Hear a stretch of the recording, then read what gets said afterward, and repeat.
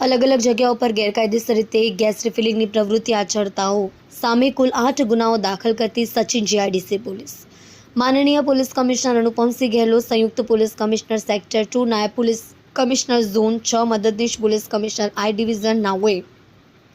શહેર વિસ્તારમાં gas service દુકાનની આડમાં ગેસના બોટલમાંથી બીજા ગેસના બાટલામાં ગેસ રિફિલિંગની ગેરકાયદેસર પ્રવૃત્તિ કરી લોકોની જાનમાલને નુકસાન થાય તેવા કૃત્ય કરતા ઇસમો વિરુદ્ધ કાર્યવાહી કરવા માટે સૂચનાઓ આપી।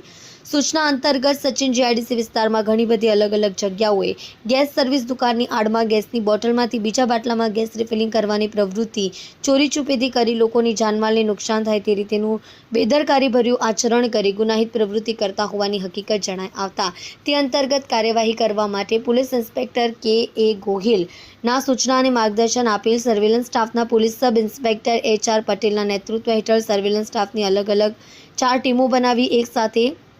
સચિન જીઆઈડીસી પોલીસ સ્ટેશન વિસ્તારમાં અલગ અલગ કુલ 8 જગ્યાઓ પર જઈને રેડ કરી 8 દુકાનદારોને હેડ ગેસના બોટલામાંથી બીજા બાટલામાં ગેસ રિફિલિંગ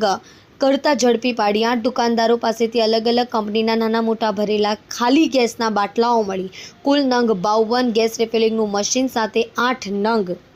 ઇલેક્ટ્રિક વજન કાંટા 8 નંગ ગેસ ભરવાના વાલ નંગ 8 મળી કુલ